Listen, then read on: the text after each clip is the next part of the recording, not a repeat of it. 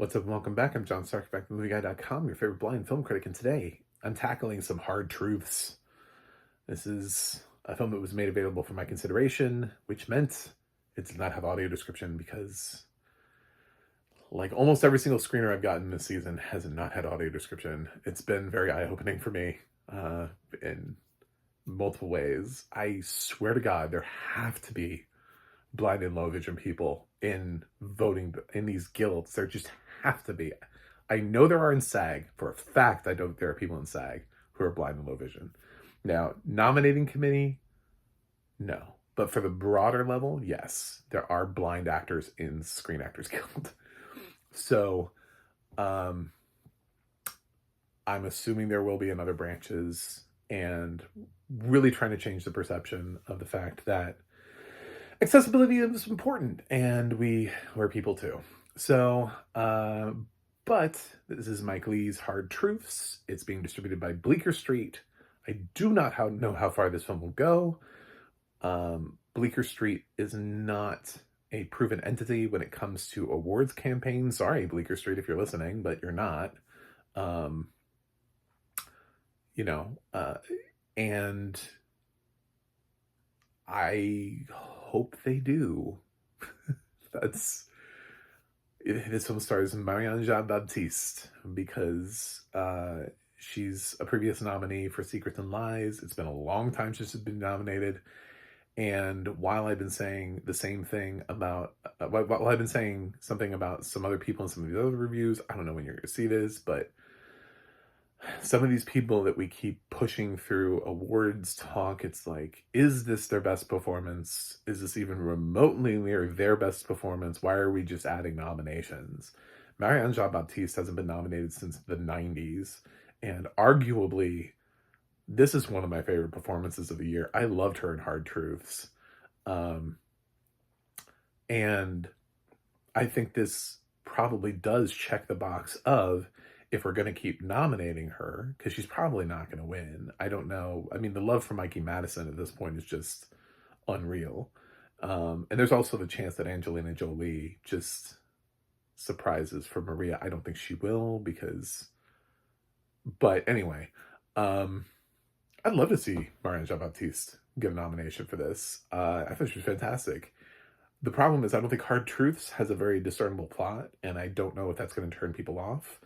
But what it turns out to be, if Bleecker Street can get this in front of people, is it's a tour de force performance from her. She is all over this. She is biting. She delivers Mike Leigh's script with fire and venom. She has nasty things to say to people, and sometimes they're so well written and so delivered, like expertly by Marianne Jean-Baptiste. It's like watching an insult comic, just like wandering the street, and you know that if that person turned around on you, you'd be in a corner in like a puddle.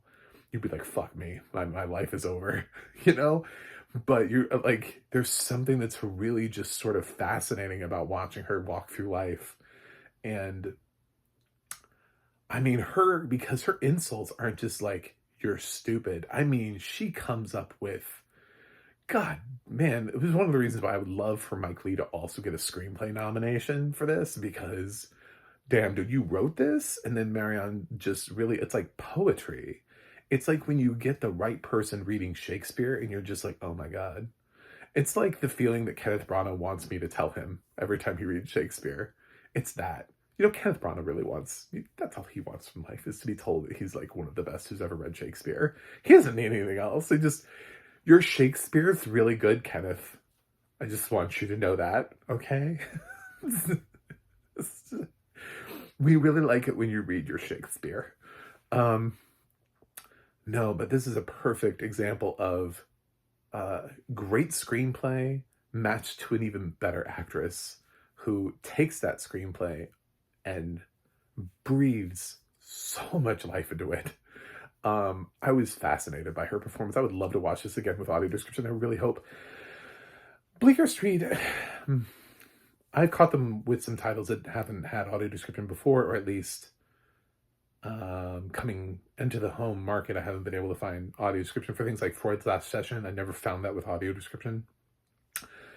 So I hope they put audio description on this when it comes my way, but like later on a streaming service or something, because I'd love to check this out again and understand like contextually like what happens in the end of this movie. But man, Marianne is just, I love you. I love you, Marianne. She's in contention for my top spot right now. I don't know. I still need to like watch a couple other films and stuff, but like this performance hit me and stuck with me. And I've heard some other people who are like, "Well, the film doesn't have a plot." I was like, "It doesn't need a plot." The film is called Hard Truth, and she is delivering hard truths. like, and I want to push back on one of the conversations that I've heard, which is the film doesn't have a happy ending. Fuck you. Do we need happy endings in every movie? Like, really? Like, really, do we need happy? Like, does every character always need to, like, come to, like, some sort of, like, a life-changing alteration here? They're like, well, she's obviously in pain, which is why she's, you know, she's so angry and venomous. And, or she's just cranky and curmudgeonly and she's just upset. I mean, the world sucks. You know, like, I mean, there's a lot that's shitty in the world. And if this is how she chooses, you know, I mean, we see her in a fraction of her life. This isn't like a biopic where we're watching her from like a childhood where we see that, you know, so we don't know what came before. We don't know what her childhood was like. Did she have like a delightful childhood? And this is all based on, I don't know, like a divorce or, you know, just men keep leaving her. You know, like we don't. She is just here, and she is angry, and she's spouting truths, hard truths. I know that sounds cheesy, but it's a great title for the film when you actually see it.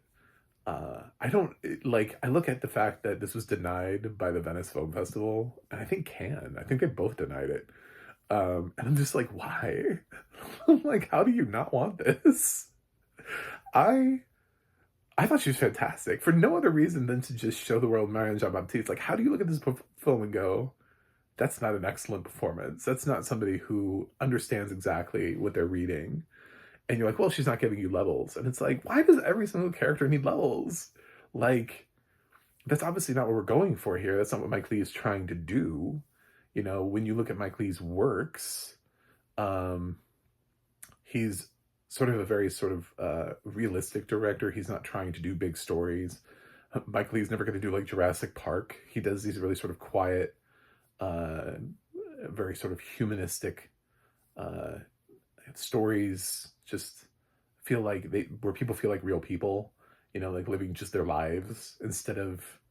I don't want to say slice of life because it's not quite that, but these are just like normal average people doing average things, doing normal lives, normal careers.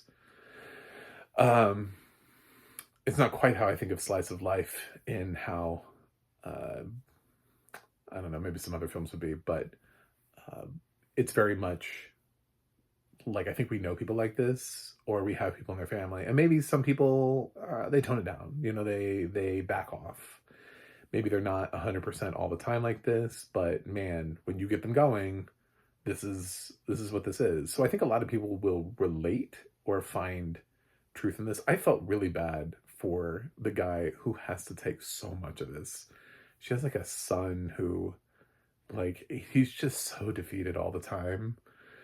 It's sort of like one of the year's most like under talked about performances is I don't know the name of the actor, but um God, he has to take all of her abuse. I can just feel what that must have been like for him to just be there and just be like, oh my God. And then you have to remind yourself I'm an actor and she's acting, but Jesus, it's so demoralizing. Like the things she's saying. This is a hell of a performance from Marianne Jean-Baptiste, and that's the takeaway from this is it didn't have audio description. I need to know how this movie ends. Like, I feel like the movie just gets quiet. And no, I don't mean credits because otherwise the film would have like 15 minutes of credits, but like it clearly has, which would be completely unnecessary for a film like this. This has no visual effects or anything like that, so they don't have to list like 1,000 VFX directors. But obviously there's a reason why we drop off at the end.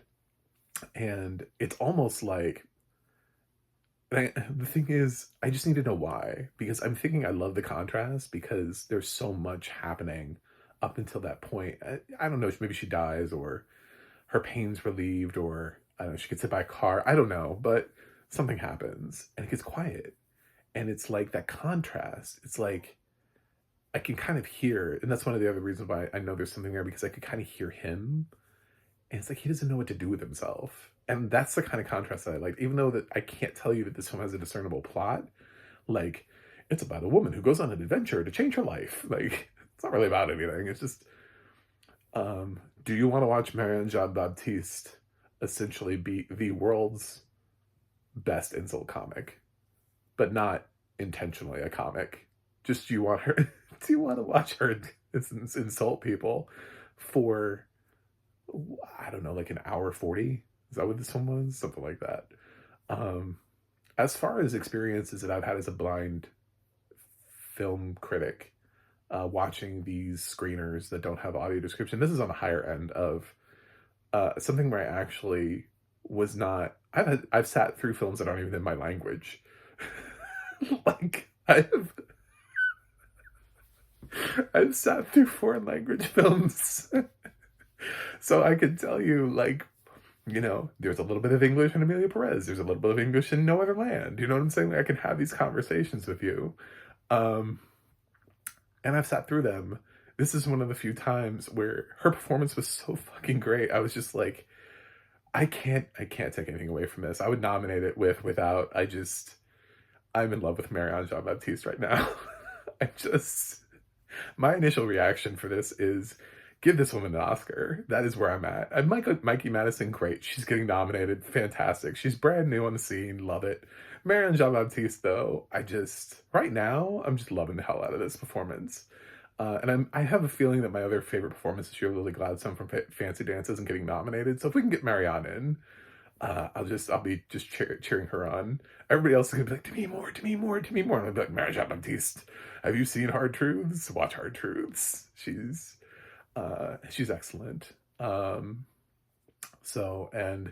truthfully, I cannot. I was running through my head of other performances from her. I'm like, I think it's my favorite performance of hers. So it beats the odds against when we're just adding nominations to people. Even if she didn't win, I'd feel like, yes, we nominated one of her best performances, if not her best performance, because I feel like this has to be there.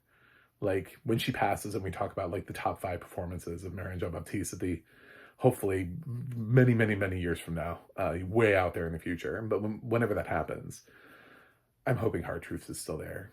So I need audio description because do not know how this movie ends. I do not know how this movie ends. I do not think it would change the way I feel about Marianne Jean-Baptiste's performance, which is the sole reason I'm talking about. But let me put it this way. This has the opportunity of being in my top 25 or top 10. But I can't do that without knowing how the movie, without being able to experience the ending of the film. So, and sort of the contextualizing. So I really do need audio description on this if it wants to appear in that. It's sort of like, I did another review that's on my channel of The People's Joker, where I was like, I think The People's Joker might be my highest rated film without audio description, which now I'm wondering is going to be Hard Truths. So, I'm very high on this movie. I wish it had audio. God damn it. Would I review this again? Absolutely. I would absolutely. This is one of the films where, yeah, I'd love to be able to talk about this again. But what the hell happens at the end of this movie? I don't know. I'd have to watch a spoiler review, and not everybody does spoiler reviews. You want to know hard truth about film criticism is you can point at me and be like, blind film critic, ha ha ha. Do you know I review like all of these other films that those major channels that have the big subscribers, they don't touch those. It's quite unlikely Jeremy Jahns and Chris Stuckman will never review this because it's not going to get them the views. good luck finding 500,000 plus people who want to watch a review of this. But I believe I'm here because I love film. I'm here because I love film, and I'm blind, and accessibility is really low. And I want to talk about it. I want to talk about why we need it. And I have absolutely no problem talking about small films and using up my channel. I don't care how many people view it. I would love for more people. I'd love for more people to like and subscribe. Of course, every content creator would. But part of that reason is because I'm the only person who's also really on here pushing audio description and pushing the idea of accessibility. So the only way I get more of that is if more people hear that. So, but at the same time, I love coming in here and finding a movie like Hard Truths and being like, this movie's fucking great. Like, I loved it. I love when we get Oscar baity movies that don't necessarily follow traditional narrative feature like forms, where it's not like, well, here's the first act structure, second act structure, third act structure. I'm just like, it's just Marianne Jean-Baptiste for just on fire for like 90 minutes, and then something happens. I don't know, but I'm gonna tentatively give this an A- because I can't give it an A because I do not know what happens at the end. But again, with audio description, this could go up to an A. This could even be my top 10 of the year. This could be just, or float just into my top 25. But right now it's probably gonna, just like the People's Joker, it's gonna be like right outside. Sadly, if I don't get audio description at some point. It's up to Bleecker Street. Bleecker, it's on you. But I'm definitely voting for Marianne Jean-Baptiste wherever I can consider her, because again, she's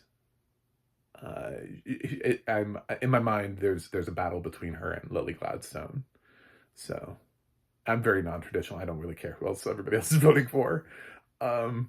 So yeah, I'm giving Hard Truths an A-, but also it's unwatchable because you don't know how it ends. I would say there is, the audio description here isn't going to be very descriptive because there's so much dialogue in certain scenes where she just goes and goes and goes and goes. I mean, this is a very dialogue heavy script, so I'm not expecting a huge sweeping like I would for Nickel Boys. Like, I'm expecting Nickel Boys' audio description to come in with like a lot. With Hard Truths, I'm expecting it to give me context, maybe like change of location, who's in the room, kind of like the basic stuff we get, but also what the hell happens at the end of this movie. Anyway, that's it. Thanks for watching. Thanks for subscribing, and I will see you guys on the other side.